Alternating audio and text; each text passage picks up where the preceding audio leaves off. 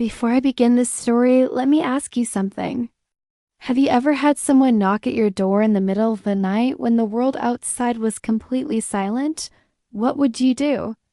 Think about it while we dive in.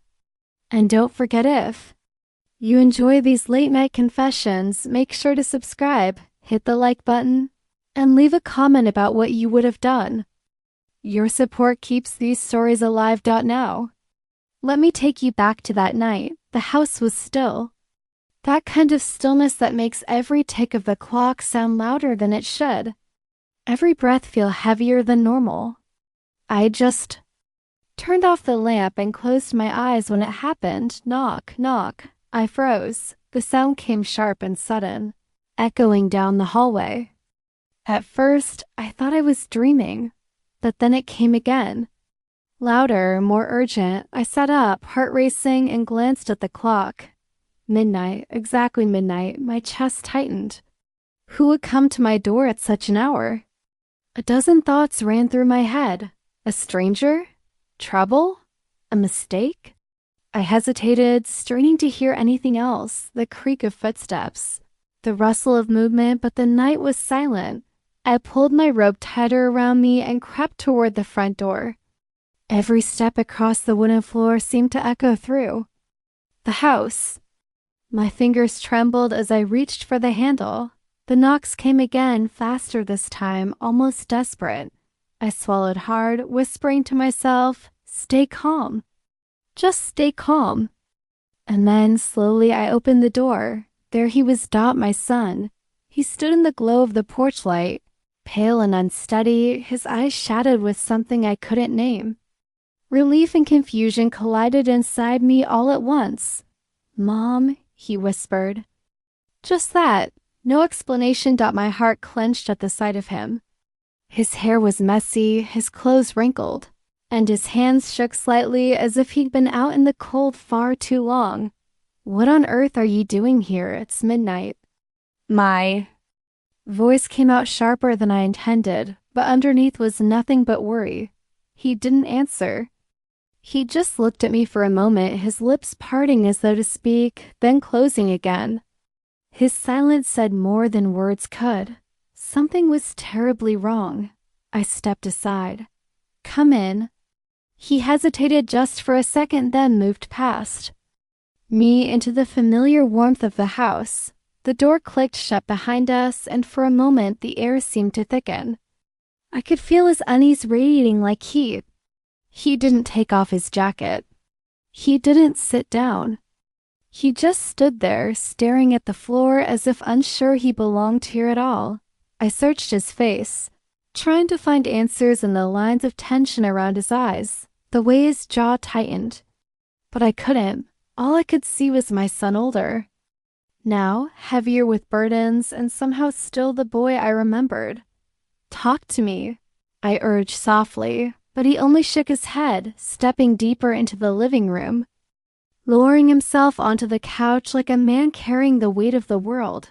I followed, sitting across from him, waiting. The silence stretched long, the clock ticking steadily in the background.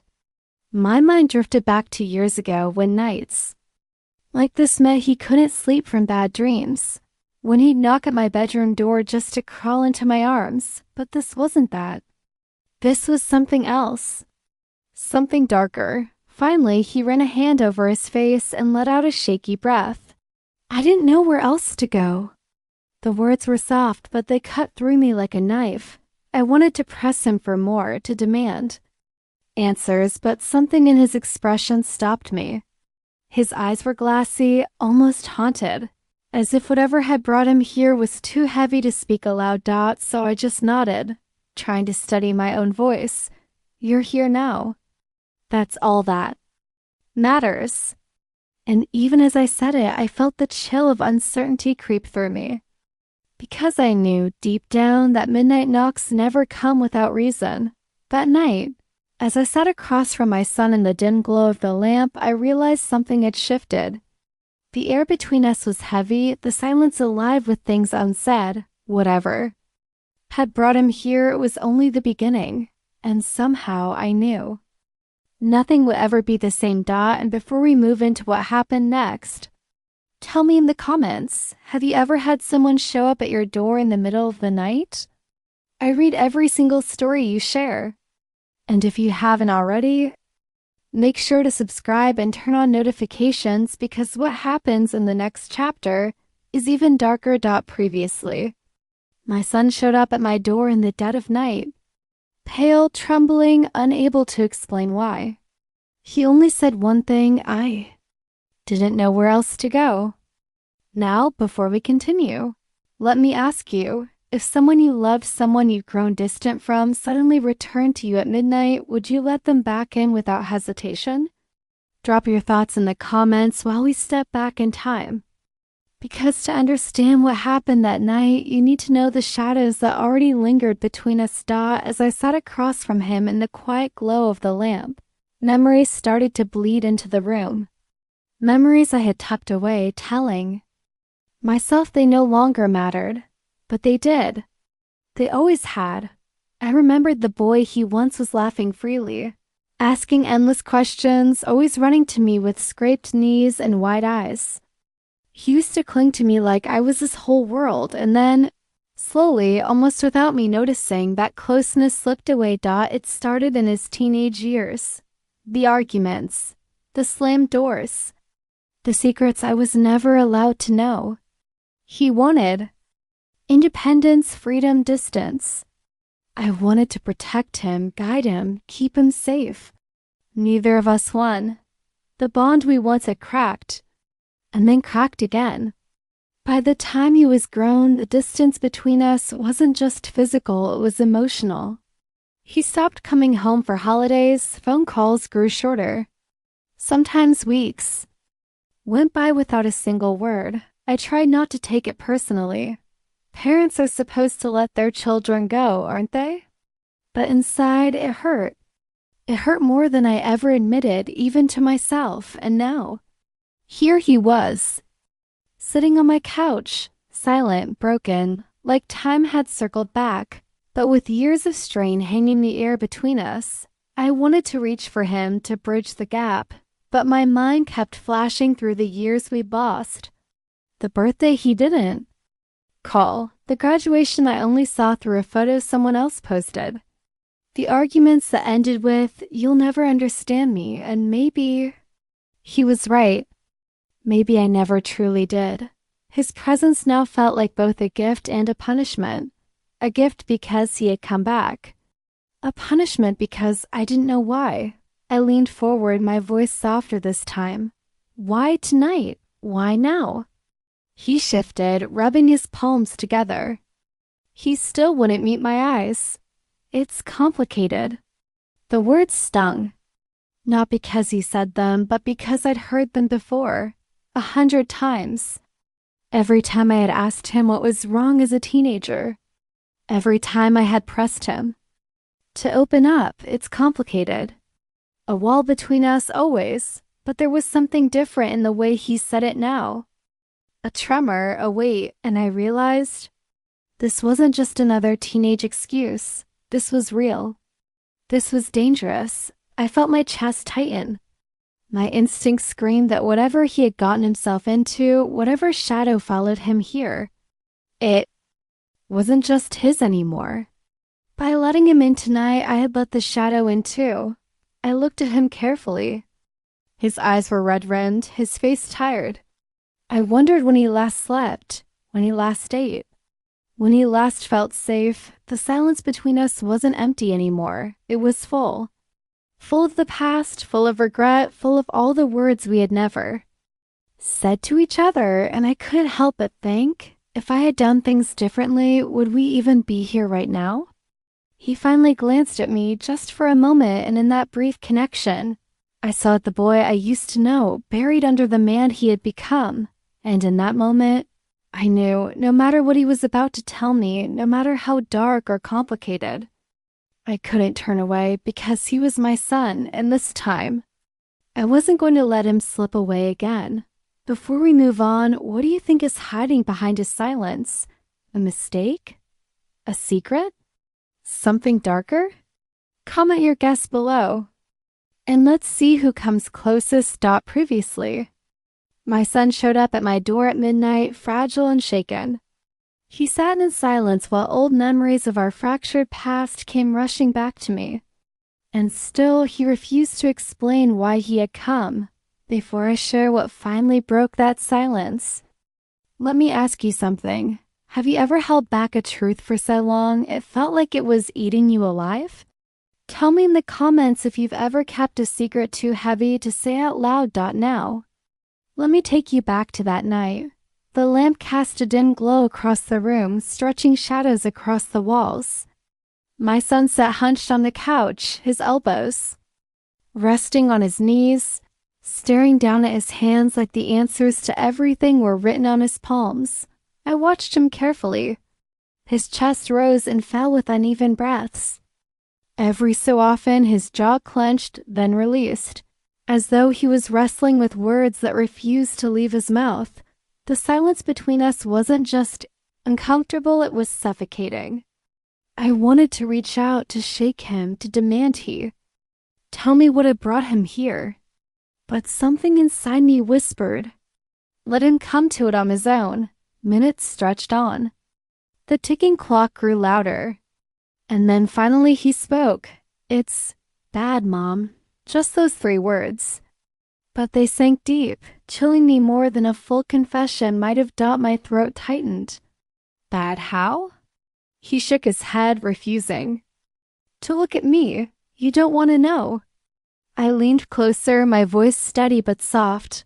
If you came here at midnight, it means I do need to know. His eyes flickered up to mine, filled with torment. Then quickly he looked away again. He rubbed at his temples, muttering some. What do you think he's hiding? Drop your guesses in the comments, I'll be reading them. And don't forget to subscribe, because Chapter 6 is where everything comes crashing down. The storm hit just before dawn. Not outside, but inside, we've been sitting in the quiet, letting the weight of unspoken things hang between us. My eyes were heavy, my body drained, but my mind wouldn't stop racing. And then, without warning, he said it. I can't keep pretending. I crossed a line, Mom, and if anyone finds out, I'll lose everything. My heart pounded. What line? He stood abruptly, pacing the room. His hands shook as he spoke. I got involved with someone I never should have. Someone off limits, someone that could ruin me. I froze. Every instinct screamed at me to demand details, to pull the truth from him, but one look at his face told me he was already unraveling. Who? I whispered. He shook his head fiercely. Don't ask me that. Just know it was wrong, it was reckless. And now it's haunting me. The confession hung in the air like a THUND ERCLAP. My throat went dry. Part of me wanted to comfort him, to tell him it could all be fixed. Another part feared the darkness of what he'd just admitted. He stopped pacing and collapsed back onto the couch. His voice cracked as he said, I didn't come here to be forgiven. I came here because I couldn't carry it alone anymore. I reached for him again, this time gripping his shoulders. Listen to me, you are not beyond saving. But if you keep this secret locked inside, it will eat you alive.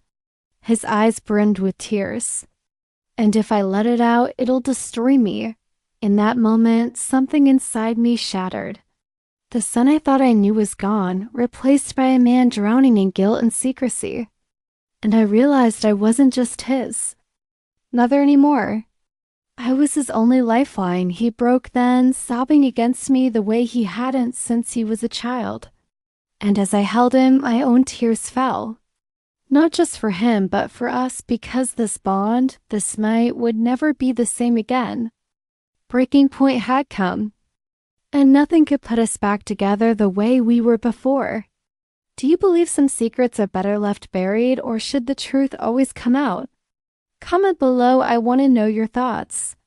And stay tuned, because Chapter 7 is where the dawn brings answers and consequences. The first rays of sunlight slipped through the curtains, painting the room in pale gold. The night was gone, but its weight lingered in every corner. My son sat silently on the couch, staring at the floor. His face was pale, his eyes swollen from tears. Neither of us spoke at first. The night's confessions felt like ghosts still. Hovering between us. Finally, he broke the silence. I don't know what comes next. I took a deep breath. Then we'll figure it out, one step at a time. He shook his head, voice low. I'm scared if anyone finds out. It's over. For me. I reached for his hand again, squeezing gently. Then let's keep this moment between us. For now, until you're ready to face it. He looked at me, eyes glassy with exhaustion. And in that look, I saw both the boy he was and the man he had become, flawed, broken, but still mine. The dawn didn't erase the night. It didn't undo the words spoken or the lines crossed. But it did bring a fragile promise that even in the aftermath, we were still here, together. As he finally stood to leave, he paused at the door. Thanks for not giving up on me. My chest ached. I never will. And with that, he stepped out into the morning, leaving me alone with the silence. But the story was far from over. Because secrets like his don't stay buried forever, and I couldn't shake the feeling. That knock at my door was only the beginning. If you've been gripped by this story, don't forget to subscribe, like, and share. It helps so much more. Then you know. And tell me in the comments, do you think he'll confess the full truth, or will the secret destroy him first? I'll see you in the next story.